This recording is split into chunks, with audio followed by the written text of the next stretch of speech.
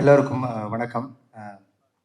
ரொம்ப மகிழ்ச்சியான நாள் அப்படிங்கிறத தாண்டி ஜெய்யுடைய நண்பராக ரொம்ப நெகிழ்ச்சியான நாளாக தான் நான் வந்து இந்த நாளை வந்து பார்க்குறேன். இந்த ஒரு சினிமா நம்ம திரையரங்களை பார்க்குறோம். ஒரு எழுத்தாளன் வந்து அதனுடைய ஆரம்ப கட்டத்திலேருந்து அந்த பயணத்தில் இருக்கும்போது அவனுக்கு சொல்கிறதுக்கு நிறையாவே இருக்கும். அதெல்லாம் தொகுத்து தான் நான் ரொம்ப சுருக்கமாக தான் இங்கே நான் சொல்லலான்னு நினைக்கிறேன். ஜெய் வந்து நான் வந்து சார்பட்டா பரம்பரை நான் எழுதிட்டு இருந்தேன் இக்ஷாவில் எக்மூரில். அப்போதான் ஜெய் வந்து என்னை வந்து சந்திச்சுட்டு இந்த மாதிரி வந்து நான் ஒரு கதை எழுதியிருக்கிறேன், நீங்கள் வந்து எழுதணும் அப்படின்ற மாதிரி கேட்டார். அவர் குறிப்பாக சொன்னது காரணம் என்னோட நாவல் அவருக்கு ரொம்ப பிடிச்சிருந்தது, அதை விட்டு எழுதணும் அப்படின்ற மாதிரி சொன்னார். நான் ஓகே ஜெய் அப்படின்னு சொன்னேன். எனக்கு முதல்ல எழுதுகிற படமே அது என்ன வரவேற்பு வரும் அப்படிங்கிற நிறைய தயக்கங்கள் இருக்கும்போது என்னை பற்றி என்னோட நாவல் வழியாகவே என் மீது நம்பிக்கை வச்சு என்னை முதல்ல அழைச்ச ஜெயக்குமார் அவர்களுக்கு ரொம்ப நன்றி இந்த மேடையில் நான் சொல்லணும்னு நினைக்கிறேன். இன்னொன்று ரொம்ப ரொம்ப எம்பத்தைஸ் பண்ணி இந்த கதையை வந்து நான் அவரோட சேர்ந்து எழுதினேன். ஏன்னா இப்போ இதுக்கு முன்னாடி நான் எழுதின படம் வந்து 1970 நடக்கிற ஒரு பாக்ஸிங் கதை. அந்த பீரியடில் நான் வாழ்ந்தேனா இல்லையான்லாம் எனக்கு தெரியவே தெரியாது. அதுக்கப்புறம் வந்து பார்த்தீங்கன்னா இதுக்கப்புறமா எழுத ஒரு தங்கலான்ற படம் ரஞ்சித் அவரோட எழுதும்போது அதுவுமே வந்து கிட்டத்தட்ட அது ஒரு 200 வருஷம் கதை. நான் வாழ சமகாலத்தில் எழுதுறதுக்கான வாய்ப்பே எனக்கு இல்லாமல் போச்சு. ஸோ அப்போ ப்ளூ ஸ்டார் கதை வந்து ரொம்ப எனக்கு நெருக்கமாக இருந்தது. பர்சனலாக வந்து ஒரு ஒரு கிறிஸ்டியன் லைஃப், ஒரு கிரிக்கெட் ஆடுற பசங்க, அதுவும் கிரிக்கெட்லாம் நான் ஜெயிச்சே ஆகணும்னு சொல்லிட்டு ஒரு பயங்கரமான ஒரு வெறி எனக்கு எப்பவுமே இருக்கும்.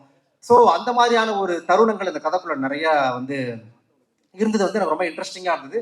ப்ளஸ் குறிப்பாக வந்து எனக்கு என்ன தோணுச்சுன்னா, இப்போ இந்த மாதிரியான திரைப்படங்களை வந்து நம்ம எப்படி வந்து வகைப்படுத்த முடியும்? இது வந்து ஒரு மார்ஜினலைஸ்ட் மூவிஸ் தான் நான் சொல்லுவேன். ஆக்சுவலாக என்னன்னா, ஒரு பெரும்பான்மை மக்களுக்கு ஆதரவாக நிற்கிற படங்கள், அதாவது சாதி பெருமையை பண்பாடாக மாற்றி சொல்கிற திரைப்படங்கள், அல்லது வன்முறையை வந்து ஃபேசினேட்டிங் பண்ணி சொல்ற திரைப்படங்கள் வந்து பெரும்பான்மையாக மக்கள் ரசிக்கக்கூடிய திரைப்படங்கள். ஆனா விளிம்புநிலை இருக்கிற மக்களுடைய வாழ்க்கையை வந்து சொல்லணும், அதை சுவாரஸ்யமா சொல்லணுங்கிற ஒரு ஒரு ஒரு கேட் வந்து ரஞ்சித் அவர்கள் தான் ஓப்பன் பண்ணி வச்சார் ஆக்சுவலா அட்டகத்தி திரைப்படத்துல. அப்ப அதுக்கப்புறம் ஒரு மிகப்பெரிய ஒரு ஒரு ஃப்ளோ இதுக்குள்ள இருக்கு. ஆக்சுவலா இந்த திரைப்படங்கள்ல வந்து மக்கள் வந்து ரசிக்கணும், அதே நேரத்தில் சுவாரஸ்யமா இருக்கணுங்கிற ஒரு பெரிய சவால் வந்து இந்த கதையை எழுதும் போது நமக்கு இருக்கு. ஆக்சுவலா ஜெய் வந்து இந்த கதையை எழுதும் போதே அதுல எல்லா சுவாரஸ்யங்களும் இருந்தது. நான் மேற்கொண்டு அதுக்குள்ள வேலை செய்யக்கூடிய ஒரு வாய்ப்பும் எனக்கு வந்து அமைஞ்சுது.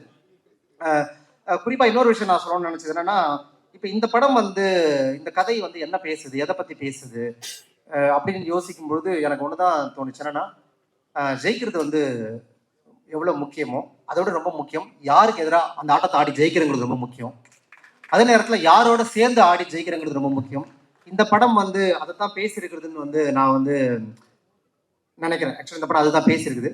இன்னொன்று பொதுவாகவே இந்த முக்கோண காதல் கதையை நம்ம நிறைய பார்த்துருப்போம். இது வந்து ஒரு முக்கோண அரசியல் கதை தான். ஆக்சுவலாக சமகாலத்தில் அதுவும் இன்றைக்கு தேதியில் இந்த படம் குறித்த ஒரு ஆடியோ ரிலீஸ் வருது நான் ரொம்ப பொருத்தமாக பார்க்குறேன். ஸோ நண்பர்கள் எல்லாமே இந்த படத்தை பார்க்கணும். குறிப்பாக ஷான் சொன்ன மாதிரி ஜெய் என்ன பேச போகிறாங்க ரொம்ப ஆர்வமாக நானும் காத்துன்னு இருக்கேன். ஏன்னா முந்தநேரத்தை வந்து அவர் முந்தநேரத்து 2 நாளுக்கு முன்னாடி எனக்கு வந்து என்னை பார்த்து தலை இந்த மாதிரி ஆடியோ ரிலீஸ் வரணும் அப்படின்னாரு. அப்போ இன்னொரு முக்கியமான விஷயம் அப்படின்னாரு, என்ன தலை அப்படின்னா, நான் என்ன பேசுறேன் ஒரு பேப்பரில் பக்கமாக எழுதி கொடுத்துரு அப்படின்னாரு. நான் தாங்க எழுதி கொடுக்க முடியும், இதெல்லாம் எழுதி கொடுக்க முடியும். ஸோ ஜெய் என்ன, ஜெய் வந்து பக்கா அந்த இன்ட்ரோவர்ட்னு சொல்றாங்களா, அது பக்கா பீஸ் வந்து ஜெய் தான். ஸோ அவர் என்ன பேச போறாருன்னு ரொம்ப வந்து அவளாக காத்துட்டு இருக்கேன். கட்டாயம் இந்த படத்தை பாருங்க. இன்னொரு முக்கியமான விஷயம், இந்த படத்தை நடிச்சிருக்கிற நடிகர்கள் வந்து பெரும் உழைப்பை வந்து இந்த படத்துக்கு செலுத்திருக்கிறாங்க. ஒரு அந்த பெரும் உழைப்பு நான் சொல்றது வந்து நடிக்கிறது கிடையாது. இந்த படத்துக்காக கிரிக்கெட் எல்லாருமே ப்ராக்டிஸ் பண்ணாங்க. ஐ மீன் ஒரு ஒரு ஒரு ஒரு கதைக்கு எந்த அளவுக்கு நீங்க வந்து உங்களுடைய உழைப்பை கொடுக்குறீங்கிறது ரொம்ப முக்கியம். அது மக்கள்கிட்ட போய் சேர்றது சேராத செகண்ட். ஆக்சுவலா நீங்க உங்க உழைப்பை கொடுக்கறது எந்த அளவுக்கு முக்கியமோ அதே அளவுக்கு அந்த இயக்குனர் கோஆப்ரேட் பண்ணணும். ஒரு குறிப்பா ஒரு முதல் இயக்குநர்களுக்கு இங்க எல்லா நடிகர்களும் கோஆப்ரேட் பண்ணியிருக்காங்க, அவங்களுக்கும் என்னுடைய நன்றிகள். படத்தை இசையமைப்பித்த இசையமைப்பாளர் எல்லாருக்கும் நன்றி.